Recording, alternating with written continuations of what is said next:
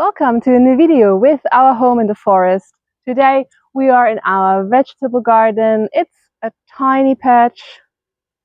I'm going to show you here.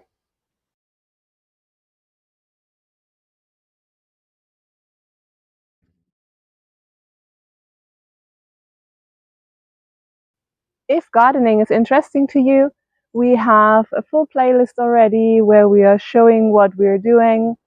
We are by no means expert. We are trying to follow a permaculture approach.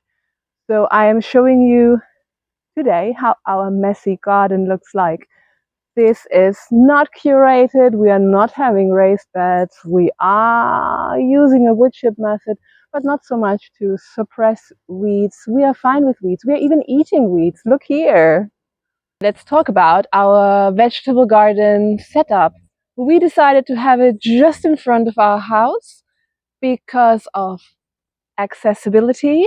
It is very sunny here. It's a patch without a lot of trees. We have here our olive tree, or one of our olive trees, and we learned already last year which plants love the full sun and which ones might like it a bit more shaded. So that's why we use the shaded area under our olive tree, and we will try this year to put the cucumbers there, because the cucumbers didn't like the sun that much last year in the high summer. We had a good harvest, but then they died down, they burned. Right now we are setting up our pathways again, and we are covering the soil. We have been covering the soil with the cuttings of our grass from down at the wooden cabin where we already cleaned the area, cut down the grass. We did not yet cut all the grass on our land. It is way too much. I was hoping it is enough to cover the ground with hay, and it's really good for water retention, but in terms of having less weeds, it's not helpful at all. We could be trying this year to just cover the soil, to have it moist and just deal with whatever else is growing, because I try to change my mindset into whatever, as long as the plants are growing that I want to grow, who cares about looks? Maybe we can have this experiment next year, but this year the kids are so small and they're coming into the garden on a daily basis, and it's really hard for them to see the walking paths. So we will make the walking paths wood chip. And before we put the wood chip, let's make the next step of putting cardboard underneath, because that's how we compress most of the weeds. Maybe that's nicer. So follow along, subscribe to our channel if you want to see how it goes with our low maintenance garden, even though I spent already some time with that. But yeah, subscribe to see our harvest, to see our thriving garden in summer. I will definitely give an update, but in our channel you can also enjoy so much more. We have so many DIY projects. Stay tuned.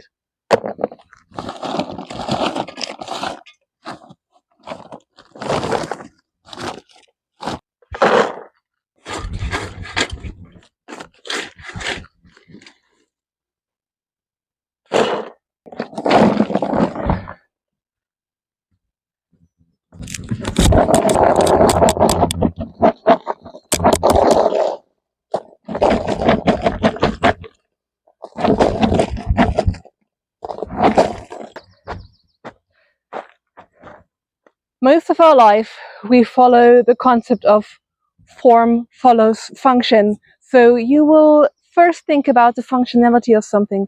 So even though I find the wood chip pathways in a garden highly satisfying for your eye, you don't have to do it.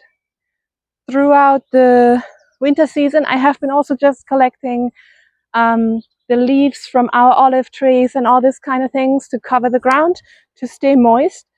So it is good for water retention. It is good to suppress the weeds where necessary. If you are in a climate that is much more humid, a dirt path will do. On the other hand, if it's very wet in your region, of course this is also really good for drainage. So think about what works for you. Don't just copy something that you think is beautiful. You will just waste your money. Also, You might be noticing that you need much more cardboard if you want to do this method than you were initially thinking. So we need to go and pick up more free cardboard from a store if they are kind enough to give us. If you have a couple of bucks to spend, you can go ahead and buy such a paper roll from your hardware store. We don't. So we just make it happen somehow, or we just do half the garden, because most importantly, it's for seeing the pathways. Burying the weeds is the second benefit of it, but right now it's more important that the kids see the pathways, not to destroy the little plants. So if I just do one or two of the pathways there in the back, it will be fine for now. We also don't have more wood chips, and then we need to reconsider our budget. It is super cheap, but money to spend on this specific project. The garden will be thriving, there will be plants, there will be edible plants, so I really need to get my head around the fact that it will not be the most beautiful.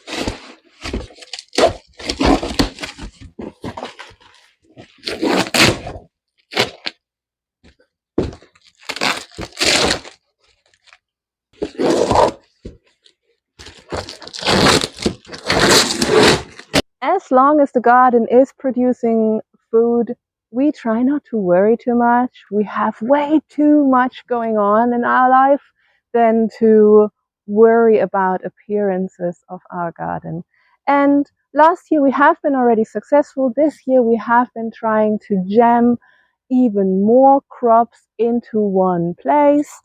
That's what this video is about. We are removing the pea vines because at the same spot where the peas are growing over winter and spring, in Portugal at least, we can have them quite for a long period. It's not so cold over here.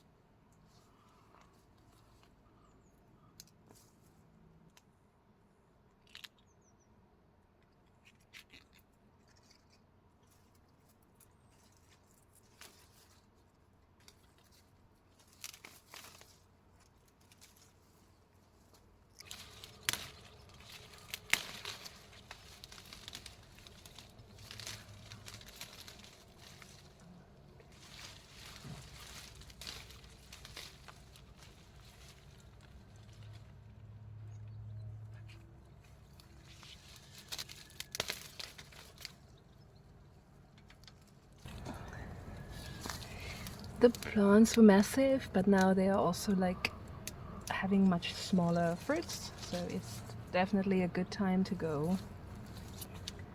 And the tomatoes are really big and having fruit already, and they're going here now to the fence. I think I'm giving the chickens a treat, something to play with.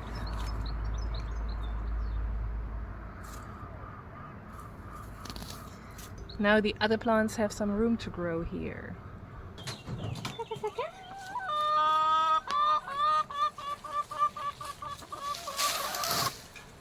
Wow!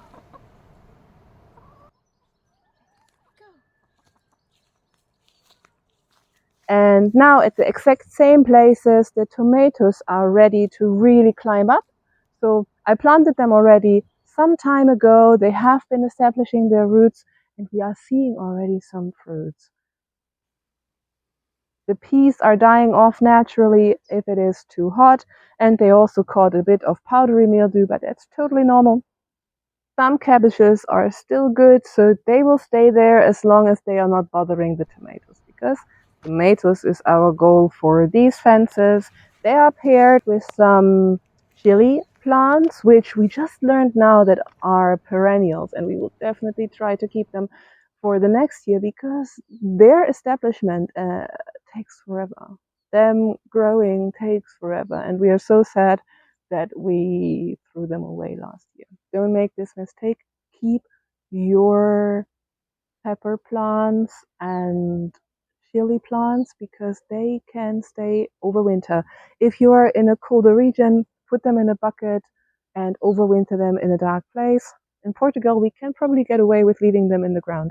We will probably do this as an experiment, so stick around if you want to see what we do with them in winter. We are also growing watermelon. Was not successful last year. I hope it's better this year.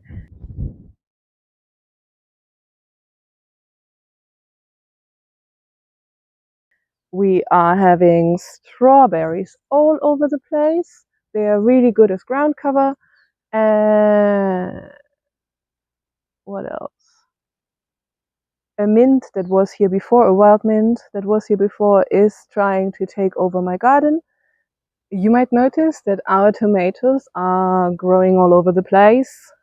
This year, I will not make a big effort to prune them and to take out suckers.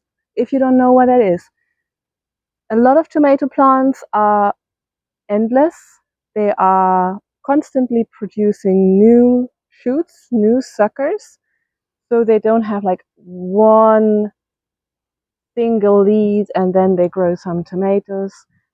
I think it's called indefinite and definite, or like they are having a certain size that they grow to, and that's it.